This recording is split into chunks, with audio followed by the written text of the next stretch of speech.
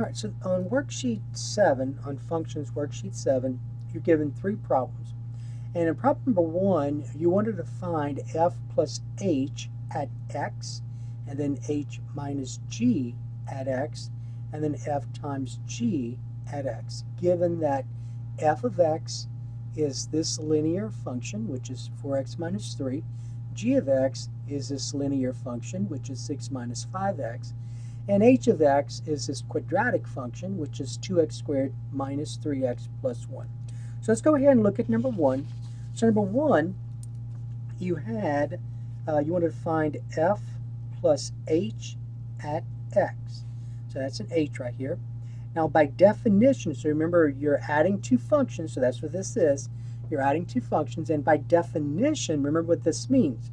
By definition, this means f of x plus h of x. Now be careful, some students when they see this, they think that this is a multiplication right here. That is not multiplication. You're not saying f plus h times x. That's not what this is. So this, when you read this, you read this as f plus h evaluated at x. You could say it that way, or you could just say f plus h at x, not times x, because that's not multiplication. So it's not the distributive property here. All right, so you got to be careful with some of these mathematical notations. All right, now this is easy now because all you're doing is just adding f of x and h of x together. And so f of x is this right here. So you're just going to take f of x, and in place of f of x, the name f of x, you're going to replace it with 4x minus 7 because that's what it's equal to. So f of x is equal to 4x minus 7. To that, you're going to add, that's 4x minus 7. Let me go ahead and just do it this way, 4x minus 7. And to that, you're going to add h of x, and h of x is this quadratic function, so you're going to say plus 2x squared minus 3x plus 1. And then you're going to combine like terms, and that will be your answer. So, and let's go ahead and put this in descending order. So you're going to have 2x squared, and I can combine 4x and a negative 3x. So 4x minus 3x is just a positive x, positive 1x. And then my constant, negative 7 and a positive 1 is a negative 6. So there's your answer. So what I found is that f plus h evaluated at x is going to equal 2x squared plus x minus 6. So basically what we're doing here is we're taking this linear function, we're taking this quadratic function, we're adding them together to come up with the new function. So this is a new function based on adding these two together. Okay? All right, so number 2. Number 2, I have h minus g evaluated at x.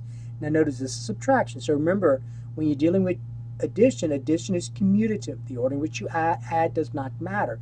But subtraction is not commutative. The order in which you subtract does matter. So see how h is listed first? So when you rewrite it, you have to put h first. And then g is listed second, you put g second. So by definition, just like with the first one, except this one was the addition property, so this would be the subtraction or the difference property, you're going to say h of x minus g of x. All right, so that's a subtraction problem.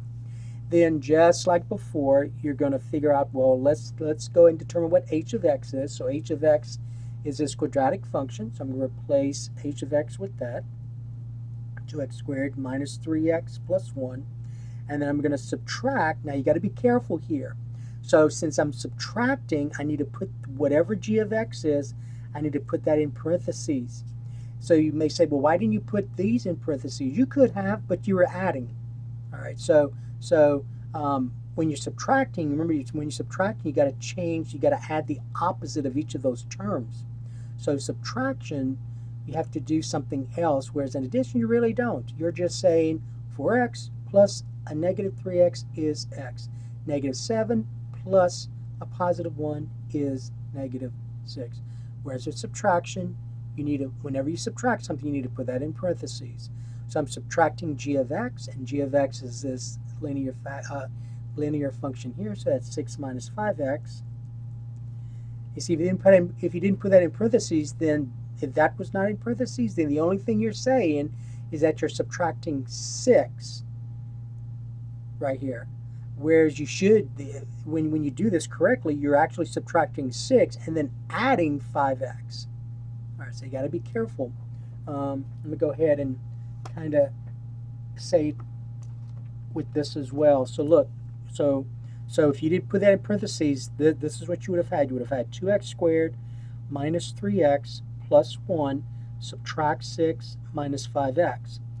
Well, based on this, then like terms, when I combine like terms, that's going to be 2x squared, a negative 3x and a negative 5x is a negative 8x, and then a positive 1 and a negative 6 is a negative 5.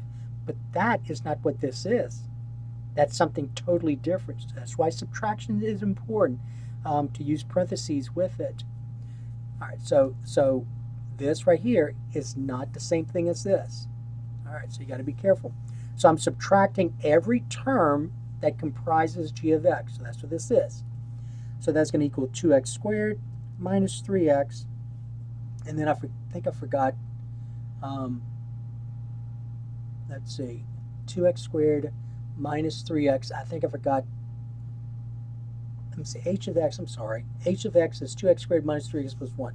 So I've got this 1 right here. So I forgot plus 1.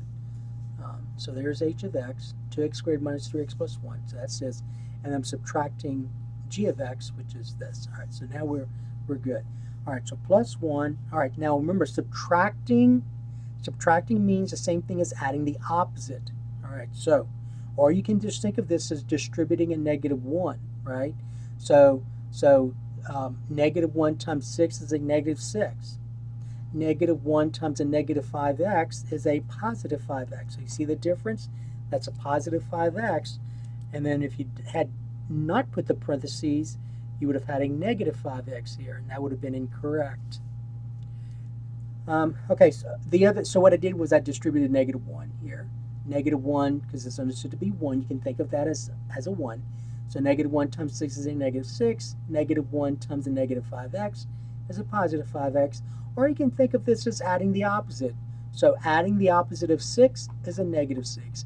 Adding the opposite of a negative 5x is a positive 5x. So two ways to look at that. And then let's combine like terms, and that will be your answer. So whatever I get here is going to be what this is equal to. All right, so combining like terms, and let's put in descending order, I get 2x squared. A negative 3x and a positive 5x is a positive 2x. 1 and a negative 6 is a negative 5. And so notice if I had not used parentheses, this is what I would have gotten, which would have been incorrect. So that's why parentheses are important. See, the only difference would have been the x term. All right, so that was number 2. So h minus g evaluated at x is going to be 2x squared plus 2x minus 5. All right, and then finally number 3. Number 3, when you look at this, you're saying f times, this closed dot means multiplication. So f times g evaluated at x. So by definition, this means f of x times g of x. Okay? All right, now let me go ahead and remind you what f of x is. So f of x, I'm going to go ahead and use this. So f of x is 4x minus 7. All right, now here's what some of you are going to do. I'm going to write what some of you are going to do. You're going to say, well, that's 4x minus 7. Then you're going to say times, and then g of x is 6 minus 5x. So you're going to say times 6 minus 5x. Okay, now the way I wrote it, which is what a few of you are going to do, that's incorrect. Mathematically, this right here is not this, because what you have here, you're saying this. You're saying I'm going to multiply only these two things together, which is a negative 42. But that's not what this is saying. This is saying I'm going to take whatever f of x is, and I'm going to multiply it by whatever g of x is. Well, f of x is more than one term, so put that in parentheses. G of x is more than one term, put that in parentheses. So parentheses were needed here. Okay? Now, we're multiplying two binomials, so I could use the the FOIL method here if I wanted to. Or I could just go ahead and use distributive property, 4x times this minus 7 times this, and then go from there. But let's go ahead and use FOIL since that's what most of you are familiar with when you're multiplying two binomials. So you're going to say 4x times 6, so first outer, inner, last. 4x times 6 is 24x. The outer, 4x times a negative 5x, is a negative 20x squared. Okay. The inner, a negative 7 times 6 is a negative 42. And then the last, negative 7 times a negative 5x is a positive 35x. All right, so that's what I have. So let me go ahead and rewrite this here again. So we have 4x minus 7 times 6 minus 5x. So when I multiply this out, I'm going to get this. Okay? First, 4x times 6, 24x. The outer terms, multiply the outer terms together. 4x times a negative 5x is a negative 20x squared. And then the inner, negative 7 times 6 is a negative 42. And then the last term of each binomial, negative 7 times a negative 5x, is a positive 35x. And then combining like terms, and let's put in descending order, I'm going to get a negative 20x squared. And then 24x and 35x is going to give me, what's that, 59x? So plus 59x. And then the constant, this is the only constant, so I'm going to just rewrite it, so minus 42. And so that's what I get. All right, so f times g evaluated at x is going to be negative 20x squared plus 59x minus 42. Okay? Now, just wanted to just remind you, and this is important, when I got to this point, I noticed that these were two binomials being multiplied together, so I used the FOIL method, first, outer, inner, last.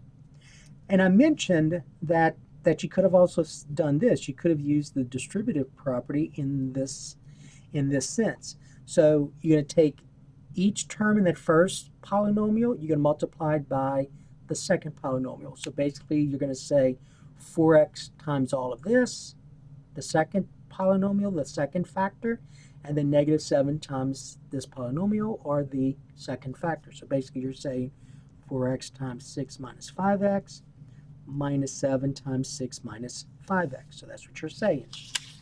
Okay? Because remember, the FOIL method, when you use a FOIL method, that can only be used when you have a product of two binomials. So if this was a trinomial and this was a binomial, then you could not use the FOIL method. You would have actually had to do this approach. Okay, now let's go ahead and distribute. 4x times 6, 24x. That's this right here. 4x times a negative 5x is a negative 20x squared. That is this right here. Negative 7 times 6 is a negative 42. That is this right here. And then negative 7 times a negative 5x is a positive 35x. And that's this right here. So you see, regardless of which approach you use, you'll get that same answer in the end. So when I combine like terms, I'm going to get negative 20x squared plus 59x minus 42. Okay? All right, so either one of those is fine. And so that's it. So that is the key to worksheet 7. So the answer to the first one is 2x squared plus x minus 6. Make sure you show the work, and here was the work you had to show. Okay, notice the work. And then the second one was 2x squared plus 2x minus 5. And then the third one, we ended up with negative 20x squared plus 59x minus 42. All right, so that is the key to functions worksheet number 7.